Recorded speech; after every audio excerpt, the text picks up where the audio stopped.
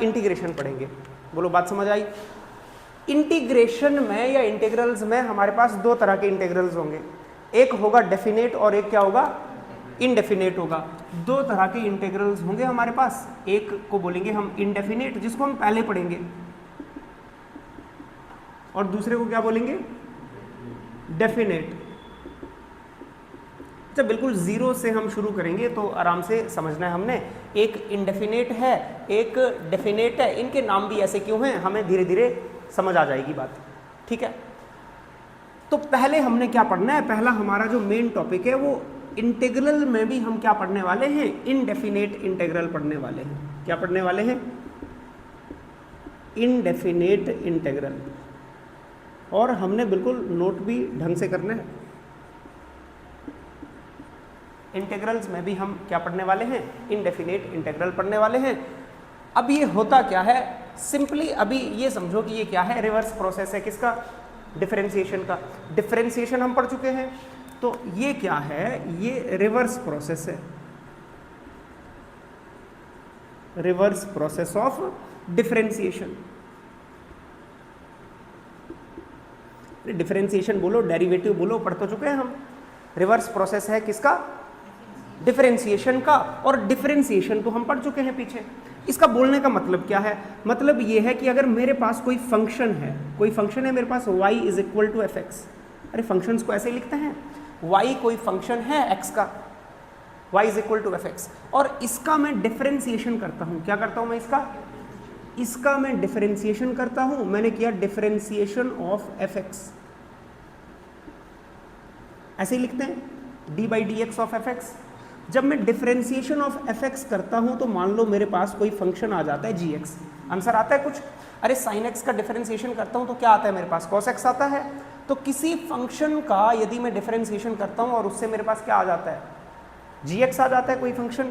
तो reverse process का क्या मतलब है, रिवर्स प्रोसेस का मतलब है कि यदि मैं इसका इंटीग्रेशन करूं, क्या करूं, इसका इंटीग्रेशन करूं तो मुझे वापस एफ एक्स मिल जाए। क्या मिल जाए वापस, इसको बोलते हैं ये इस रिवर्स प्रोसेस है। क्या है ये, रिवर्स प्रोसेस है। अरे बात समझ आई नहीं आई, कि अगर मैं साइन एक्स का डिफरेंशिएशन करता हूं और मुझे कॉस एक्स मिलता है, तो कॉस एक्स का इंटीग्रेशन करने से मुझे क्या मिलना चाहिए, साइन एक्स मिलना चाहिए। पर अब इसमें क्या होती है, इसमें एक छोटी सी परेशानी होती है। वो छोटी सी परेशानी ये होती है, वो छोटी सी परेशानी ये होती है कि जब मैं डिफरेंशिएशन करता हूँ एफ एक्स का, मुझे मिलता है जी एक्स, माने मैं करता हूँ साइन एक्स का डिफरेंशिएशन, तो मुझे क्या मिलता है, कॉस एक्स मिलता है। क्या मिलता है, कॉस एक्स मिलता है। ये देखो ना, जैसे फॉर एग्जांपल मैं यहाँ पे लिख दूँ, अगर मैं करता हूँ साइन एक्स का डिफरेंशिएशन, क्या करता हूँ साइन एक्स का, तो मुझे क्या मिलता है, कॉस एक्स मिलता है। बात समझ आ रही है नहीं आ रही है? अच्छा, यदि मैं ऐसा कर दूं, मैं इसका डिफरेंशिएशन कर दूं साइन एक्स प्लस 2 का, तो मुझे आंसर क्या मिलेगा। अगर मैं इसका डिफरेंशिएशन कर दूं, अब डिफरेंशिएशन में क्या होता है बेवकूफ़ो, डिफरेंशिएशन में अलग अलग कर देते हैं ना, बीच में प्लस है, क्या कर देते हैं, अलग अलग कर देते हैं। तो इसका डिफरेंशिएशन साइन का करूंगा तो क्या आएगा, और 2 तो कांस्टेंट है, कांस्टेंट का डिफरेंशिएशन 0। तो मतलब अगर मैं साइन एक्स प्लस 2 का करूंगा तो भी आंसर क्या आएगा, तो भी आंसर क्या आएगा। अगर मैं साइन एक्स माइनस 2 का करूंगा तो भी क्या आएगा। अगर मैं साइन एक्स प्लस 10 का करूंगा तो भी क्या आएगा। अगर मैं साइन एक्स में कुछ भी जोड़ दूं या घटा दूं, कुछ भी माने कांस्टेंट, कुछ भी माने क्या, अगर मैं साइन एक्स में कोई कांस्टेंट रखूं, 5 रखूं, -5 रखूं, 10 रखूं, कोई भी चीज ऐड या सब्ट्रैक्ट करूं, तो उससे भी आंसर क्या आ रहा है। तो क्या सिर्फ, सुनो मेरी बात, तो क्या सिर्फ साइन एक्स का डेरिवेटिव ही कॉस एक्स है। साइन एक्स प्लस माइनस कुछ भी कर दूं मैं, कुछ भी माने क्या, कांस्टेंट, कुछ भी माने क्या, तो साइन एक्स में प्लस या माइनस कोई कांस्टेंट कर दूं, उन सभी का डेरिवेटिव क्या आएगा, कॉस एक्स आएगा। अरे बात समझ आ रही है नहीं आ रही है।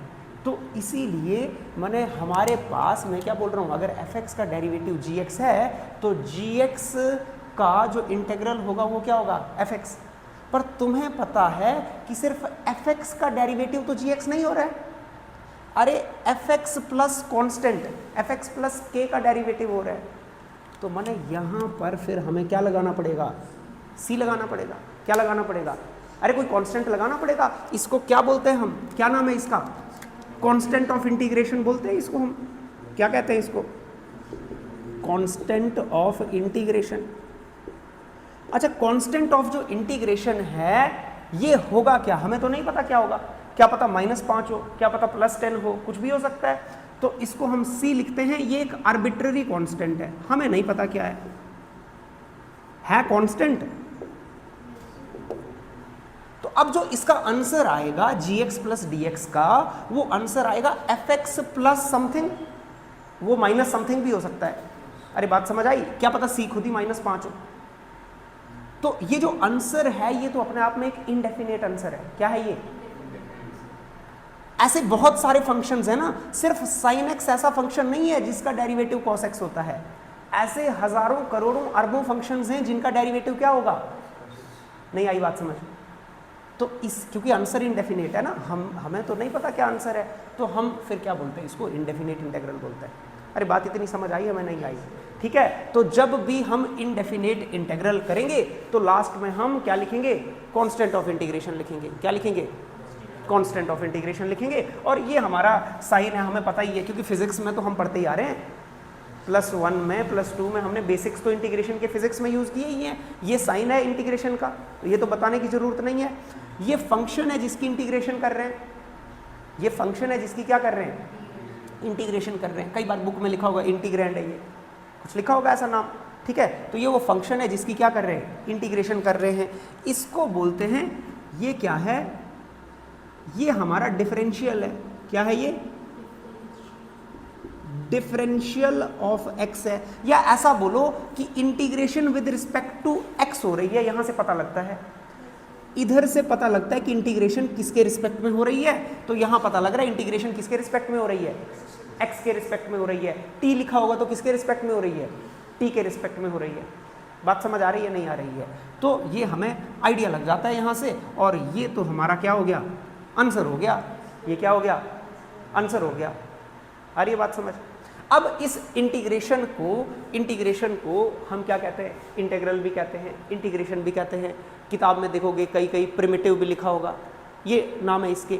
एंटी डेरिवेटिव भी कहते हैं। क्या कहते हैं, अच्छा एक और चीज़ जो हम ध्यान में रखेंगे, क्योंकि हम बोल रहे हैं कि रिवर्स प्रोसेस ऑफ क्या है, डिफरेंशिएशन है, तो इसको कई जगह क्या लिखा होता है, क्या है ये, एंटी डेरिवेटिव है। एंटी डेरिवेटिव माने डिफरेंशिएशन का, ठीक है, डिफरेंशिएशन का रिवर्स है। तो इंटीग्रल बोलो, इंटीग्रेशन बोलो, एंटी डेरिवेटिव बोलो, कुछ और बोलो, मेन तो हमें क्या है, सीखना है कि करना कैसे इसको।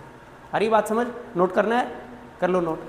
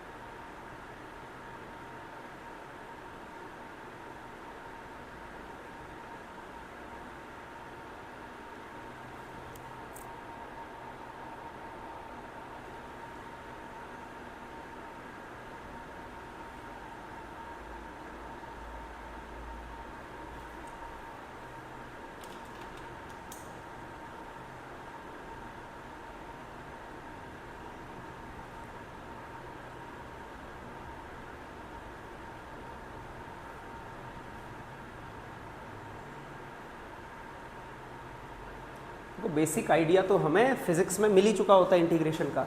तो जितना हम शुरू में समझेंगे, सीखेंगे, वो तो हमें पहले से आइडिया होता भी है उतना, ठीक है, क्योंकि हम क्या पढ़ के आए होते हैं, मैथमेटिकल टूल्स। अरे +1 में पढ़ते ही तो हैं शुरू में, integration, differentiation, log, slope, basic idea तो, और उसको यूज भी तो करते हैं फिजिक्स में आए दिन।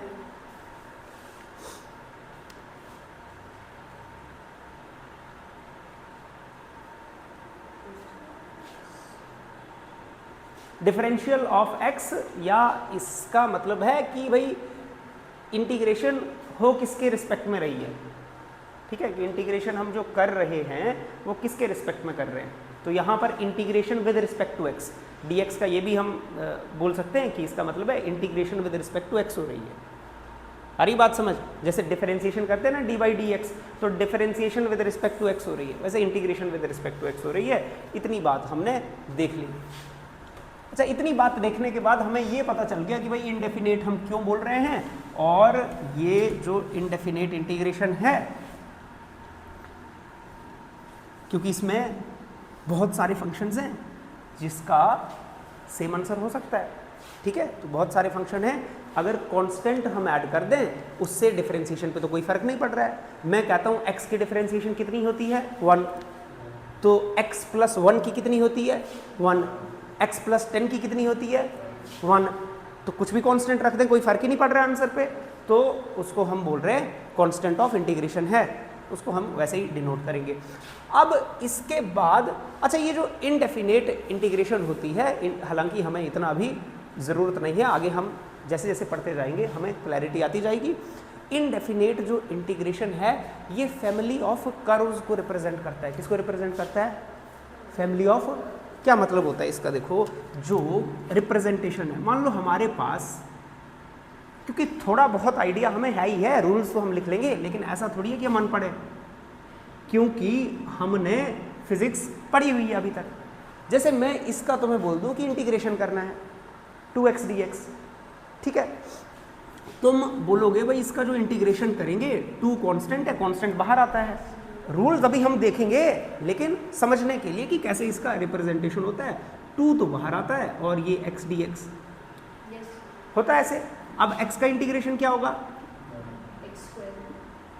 इंटीग्रेशन है बच्चा, इंटीग्रेशन x²/2, x²/2, 2 से 2 कैंसिल हो जाएगा, तो ये क्या आ जाएगा? अच्छा, ये x² + c क्या रिप्रेजेंट करता है? ये x² + c बच्चा जो इंटीग्रेशन से जो हमें मिलता है वो क्या रिप्रेजेंट करता है? ये रिप्रेजेंट करता है फैमिली ऑफ कर्व्स। क्या रिप्रेजेंट करता है? फैमिली को रिप्रेजेंट कर रहा है, इनकी भी अपनी फैमिली है जो, अच्छा तुम्हें ये पता है x² किसका ग्राफ होता है? हाँ, किसका? x² किसका ग्राफ होता है? पैराबोला। तो x² होता है पैराबोला का ग्राफ। अरे x² किसका ग्राफ होता है? पैराबोला का। ये दिखा है, ये होता है x² ग्राफ। अब x² + c माने 1 हो सकता है, 2 हो सकता है, -1 -2 कुछ भी हो सकता है। तो ऐसे ऐसे बहुत सारे पैराबोलाओं को रिप्रेजेंट कर रहा है ये। अरे बात समझ आ रही है नहीं आ रही है? कितने भी हो सकते हैं, इन्फिनाइट हो सकते हैं, ऐसे डिपेंडिंग अपॉन सी। क्या बन गया? ये क्रिसमस ट्री बन गया। क्रिसमस ट्री नहीं है ये, चलो जो भी है, ठीक है। तो ऐसे फैमिली ऑफ कर्व्स को रिप्रेजेंट करता है। ये क्या करता है? फैमिली ऑफ कर्व्स को रिप्रेजेंट करता है। समझ आ रही है? बात नहीं आ रही है? अब अगर क्योंकि हम बोलते हैं ना कि डिफरेंशिएशन इंटीग्रेशन एक दूसरे के क्या है? रिवर्स प्रोसेस है। x की कुछ मैं कांस्टेंट वैल्यू ले लूँ, ये x होता है और ये क्या होता है? मान लो ये x की वैल्यू है, ये क्या है? इस x की वैल्यू पे अगर मैं टेंजेंट्स ड्रॉ करूं ग्राफ पे, क्या करूं ग्राफ पे? अरे ग्राफ पे क्या करूं? और टेंजेंट को ही तो बोलते हैं स्लोप। क्या बोलते हैं टेंजेंट को? और स्लोप को ही क्या बोलते हैं? डिफरेंशिएशन। क्या बोलते हैं ग्राफिकली? डिफरेंशिएशन। तो ये टेंजेंट एक दूसरे पे पैरेलल आएंगे।